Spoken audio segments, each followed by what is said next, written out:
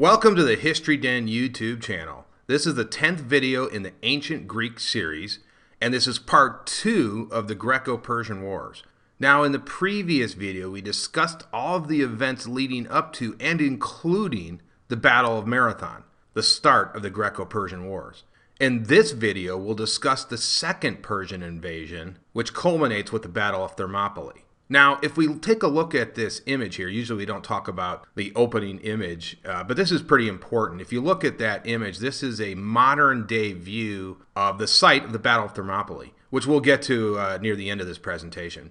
But if you take a look at that, you'll see this highway on the right. So I wonder how many people, the thousands of people that are driving by that every day, how many of them realize that they're driving by a very, very famous site. In any event, the point I want to make here is that if you look at this area right here, down in this valley, in ancient times, this would have been water, and a lot of it. This would have been the sea that was protecting the Spartans' right flank. And then this area right here would have been the pass where the Spartans and Persians fought at. So that's important to note. After eons of erosion, that sea has retreated several miles, I think, back away from this position. So that's the way it looks today. But again, 25 centuries ago, this was all water in this area. Alrighty then, let's move on to the next slide. So if you remember in the last video, we talked about the great victory of the Athenians over the Persians at Marathon. And of course, Miltiades is the great hero for Athens, and it's his plan they really followed, and it was a plan that worked to perfection. So Athens is saved,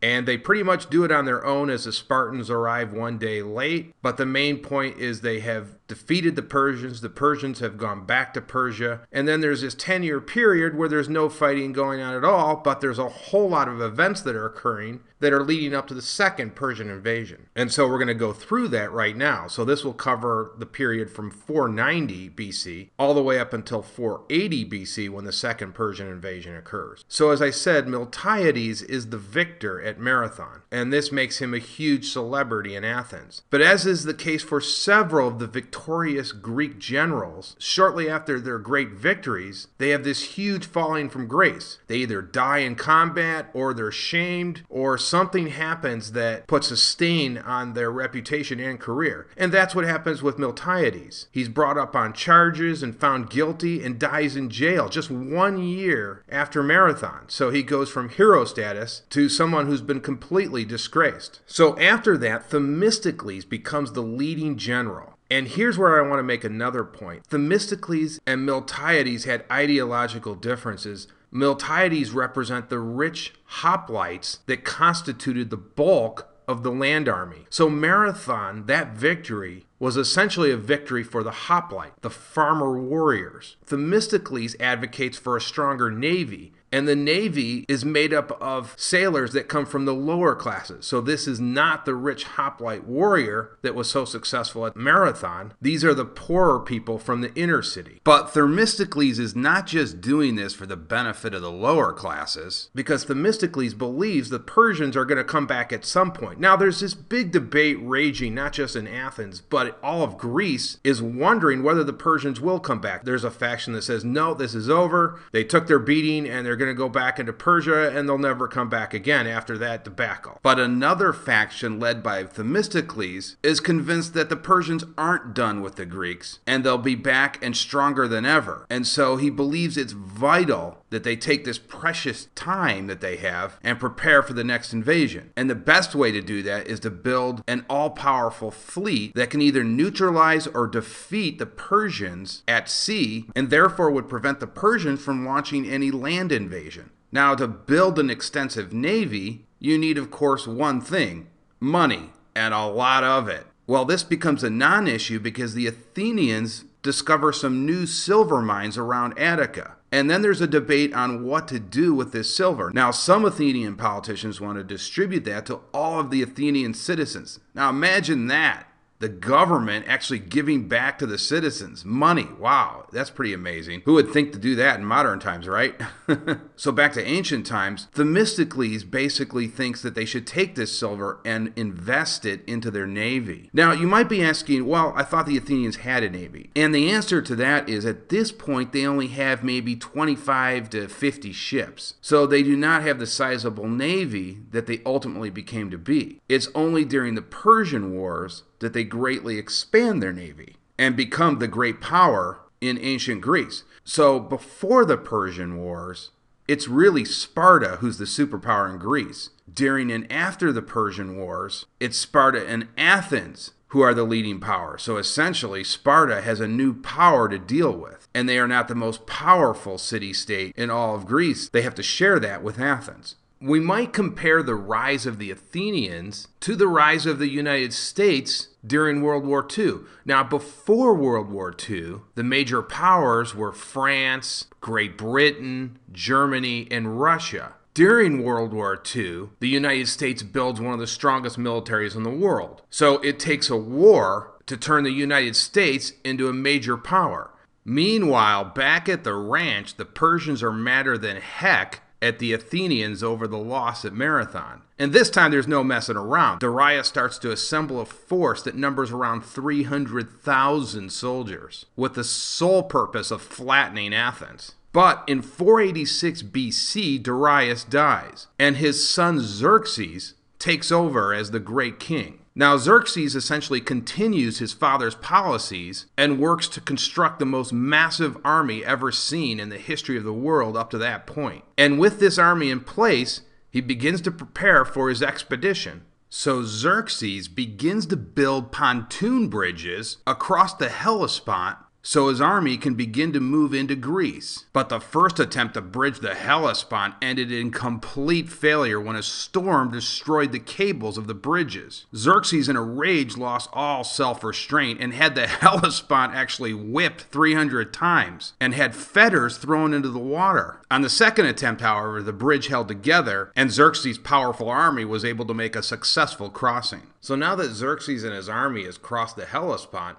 the Athenians realize the Persians really are coming, so they decide to go ahead and follow Themistocles' plan of rebuilding the navy. And a massive fleet of triremes is constructed using the recently found silver deposits around Attica. And those ships would be absolutely necessary for the Greeks to have any chance against the mighty Persian navy. So in 481 BC, Xerxes decides to send some envoys to all of the city-states around Greece, asking for earth and water. But this time, unlike his father, he doesn't even bother sending emissaries to Athens and Sparta, because he knows the last time the Persians did that, the Athenians and the Spartans threw their ambassadors into the pit. So again, this time they're not even bothered with these two states because they know what their response will be. And these envoys actually meet with some success around Greece. Many city-states will join the Persians, probably out of fear out of the mighty Persian army that's making its way down Greece. So cities like Argos, areas in Thrace and Macedonia will all join the Persian cause. And if you take a look at that map there, you can see the region in blue is the only area that supports Sparta and Athens. So out of the 1,000 polis, only 31 will join Athens and Sparta. It's important to remember that this isn't all of Greece united against the Persians. It's the Persians and their Greek allies against the Athenians and the Spartans and their Greek allies. And as you can see on that map, there in gray are the neutral states. In fact, many city-states kind of take the Swiss attitude and will stay out of the fight altogether because they fear both sides might ravage their lands.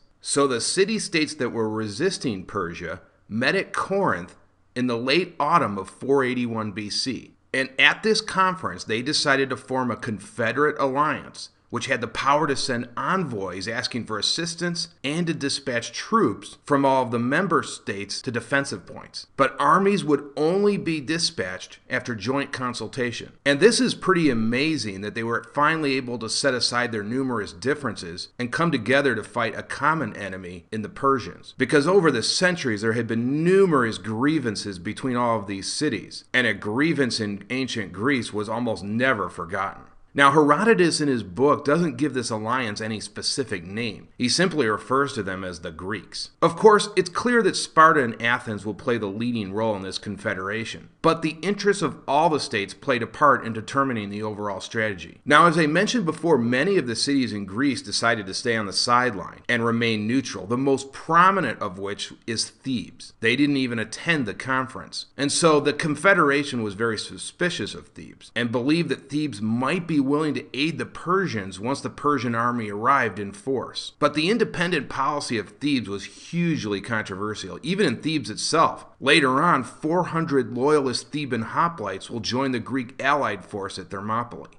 So as the Persians are making their way down from northern Greece in 480 BC, the Persian army was joined by their fleet. The fleet, along with sympathetic Greek cities, could keep this army supplied indefinitely. This huge contingent moved slowly down the Greek coast, which took many months in 480 BC. This invasion force was far more formidable than anything Athens had faced 10 years earlier at Marathon. And amazingly, there was at least a week's marching time between the frontal units and the rear guard. So you get an idea of just how massive this army was. Persia tapped the resources from literally every corner of its empire. Herodotus wrote that there was not a single nation in all of Asia that the great king did not take with him against Greece. This would be an attack on the grand scale. Xerxes was justifiably impressed by this titanic army and asked the exiled Spartan king Diodorus if anyone would dare oppose it.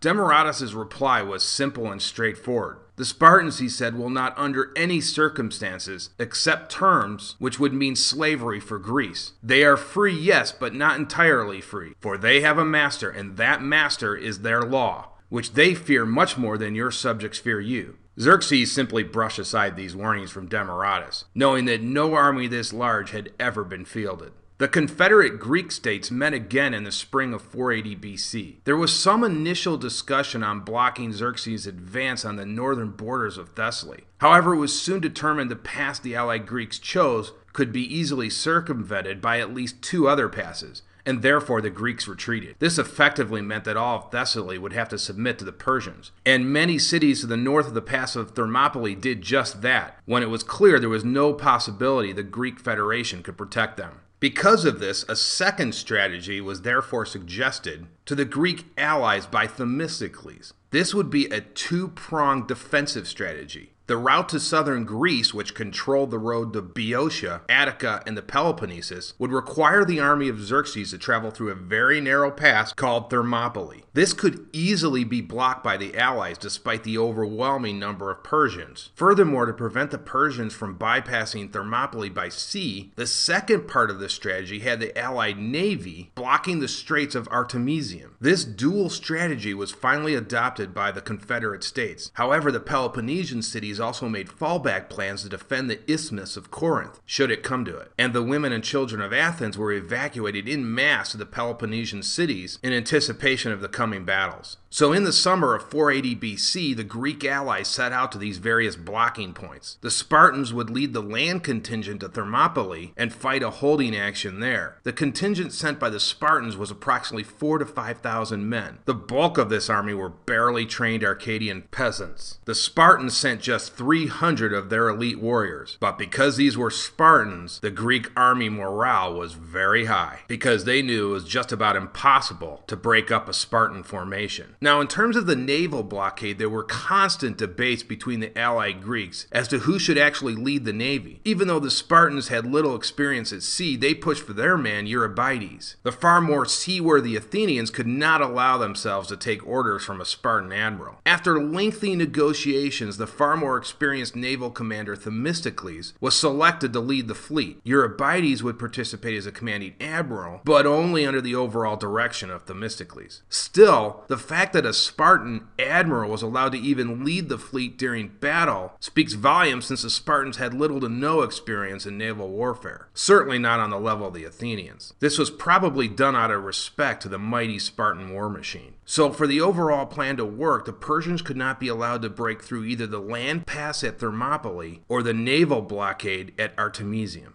So we move on to the actual Battle of Thermopylae itself. But before we do that, remember the first slide I showed you where I told you the sea had retreated? If you take a look at this diagram here on the right, you can see just how far the sea has retreated since ancient times. So that's kind of interesting. So as I mentioned before, in order to move through southern Greece, the Persian army was forced to move through this narrow pass called Thermopylae. The pass was also called the Hot Gates, because there were hot springs at the foot of the mountain. So this was the pass the Spartans decided to block as part of the overall strategy, realizing if they allowed the Persians to pass through unmolested, southern Greece would be at great risk. They arrived at the pass in early August and waited for the Persian army to arrive. In the meantime, Leonidas had time to arrange his force at key points. It seemed like the perfect defensive position for the Spartan army, with the thickly wooded and rocky heights of the mountain next to him protecting the left flank and the Gulf of Malea protecting the right. The roadway itself was so narrow that this would force the Persians to fight in hand-to-hand combat against the Spartans. And since the Spartans were the best in the world at close-range fighting, the battle would almost be a foregone conclusion.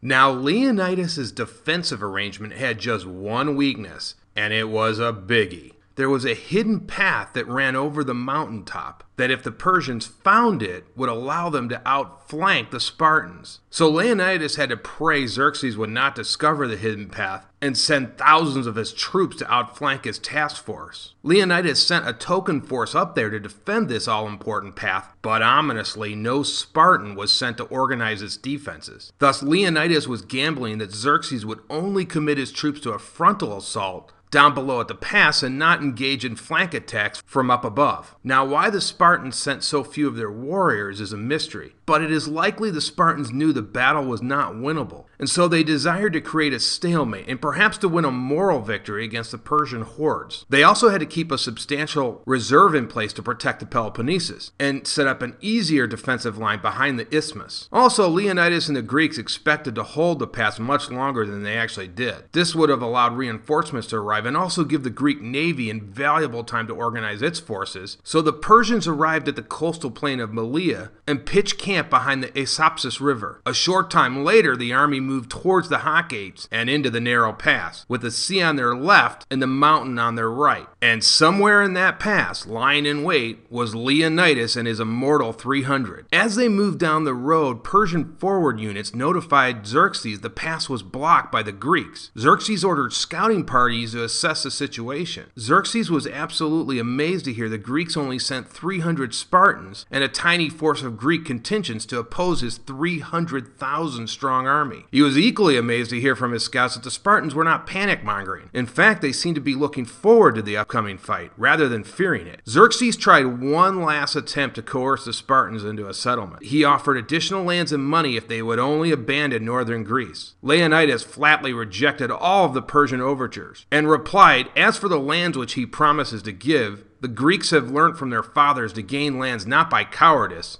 but by valor." And with that, the coming battle was almost a certainty. Xerxes' army parked itself close to the Greeks. Here they would wait for 3 days before his army marched up to the Spartans. There could not have been any greater contrast between the two kings. Leonidas stood out in front of his army, while Xerxes was well behind the front lines, dictating to his numerous secretaries. The Persians ordered the Spartans to lay down their weapons. Leonidas, in one of the most famous replies in history, said simply, "Come and get them." Xerxes now ordered a frontal assault on the Spartan position at the Hot Gates. A hail of arrows opened the battle. These arrows did nothing against the heavily armed Spartan warriors. Next came the first rush of about 10,000 Persian soldiers. The first few waves were a complete catastrophe for the Persians. The wicker-armored Persians were no match at close range for the heavily shielded and armored Spartans. The Persians were cut to ribbons in the thousands. Wave after wave was defeated time after time, and not once did the Spartan formation crack under this immense pressure. Xerxes then tossed in his own personal bodyguard called the Immortals, but the result was the same. After the first day alone, the battlefield was caked in blood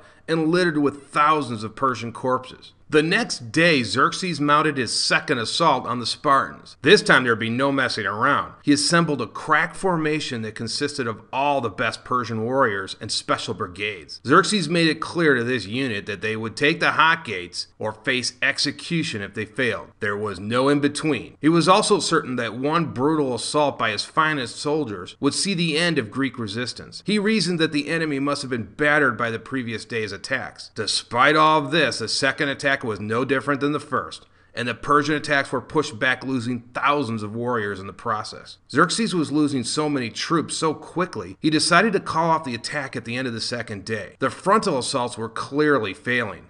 The Persians might have had a better chance charging a Mack truck head-on than taking on the Spartans. Xerxes simply could not afford to destroy morale by wasting so many soldiers. The Spartans were like a cliff against the raging sea, unmovable and unflappable. Then came a bit of luck, as is the case in many military victories. A Greek trader named Ephialtes informed Xerxes about the all-important path that will allow him to move units behind the Greek army. Now, it's usually a disaster if an army has its lines of communications broken and is forced to fight in frontal and rearguard actions. And of course, as I mentioned in previous videos, that is something that the phalanx was simply not designed to do. Ephialtes then guided the immortals by night along the path. The immortals easily routed the small contingent guarding the hill. By dawn of the third day, the Persians had completely outflanked the Greeks, and the trap was set. So complete was the surprise that Leonidas never had any chance to send reinforcements to defend the path. At this point, Leonidas called a Greek summit, realizing the graveness of the situation. He dismissed most of the Greek army and chose to stay behind. To a man, every single Spartan chose to remain and die with Leonidas in an epic last stand. Retreat was simply not in the Spartan vernacular. Leonidas also hoped to hold the pass as long as possible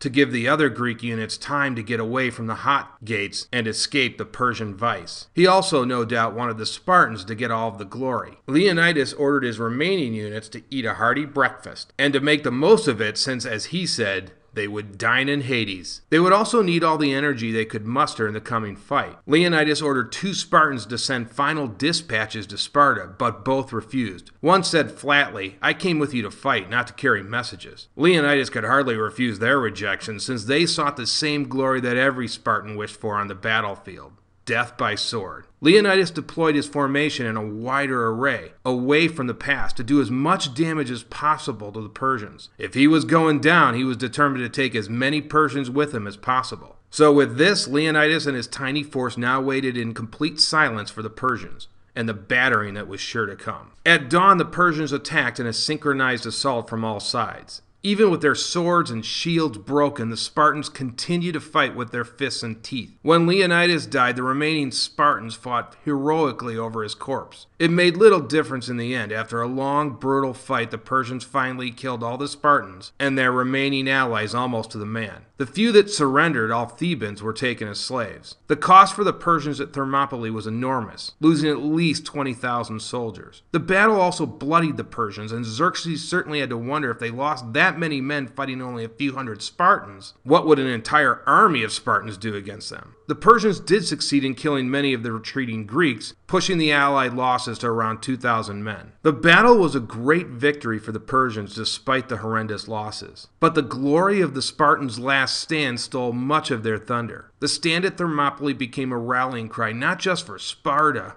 but for all the Greeks. It was a symbol of honor in the face of such tremendous odds. Instead of lowering morale, the defeat had the opposite effect, and gave all of Greece inspiration and motivation in the next round of battles with the Persians. Nearly 2.5 millennia later, the battle still stands as one of the most famous in Western European history. The last stand also immortalized Leonidas and his force at Thermopylae for all time. Okay, now let's talk about the Battle of Artemisium, which of course was the naval battle. Now, it's important to note that this is occurring at the same time as the Battle of Thermopylae, but I thought it was important to actually split these apart because it's easier to explain in that way. As I said before, the fleet needed to protect the flank of the army at Thermopylae, while not being cut off themselves. For the Persians, the strategic situation was equally simple, although with many more options. They needed to force their way through the blockaded Artemisium. If they did that, then they would be able to outflank Leonidas at Thermopylae. The Persians not only had a huge advantage in the number of ships,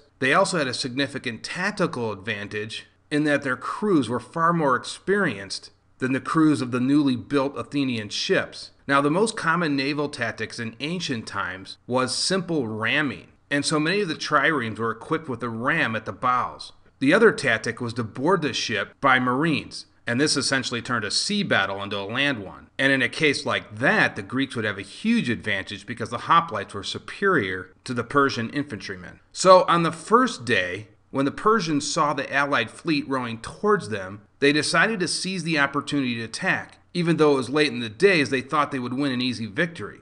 They quickly advanced on the much smaller Allied Greek fleet, but shockingly, the Persians came off more worse for the wear. They actually lost 30 ships in the encounter. It didn't help that 2 Aegean storms also caused a considerable amount of damage to the Persian fleet. So at the end of day 1, it was advantage Greece. On the second day, which also was the second day of the Battle of Thermopylae, the Persian fleet declined to attack the Greek allies, and instead attempted to make repairs on their fleet from all the damage the storms did the previous day. Also that day, the Greek allies received a reinforcement of 53 more ships from Athens.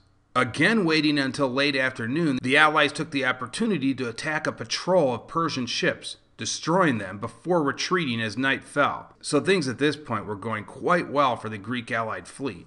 On the third day of battle, the Persian fleet was ready to attack the allied lines in full force after making all of their repairs. Seeing the Persian fleet assemble, the allies attempted to block the Straits of Artemisium as best they could and waited for the Persians to attack. The Persians formed a semicircle of ships and tried to enclose the allied fleet.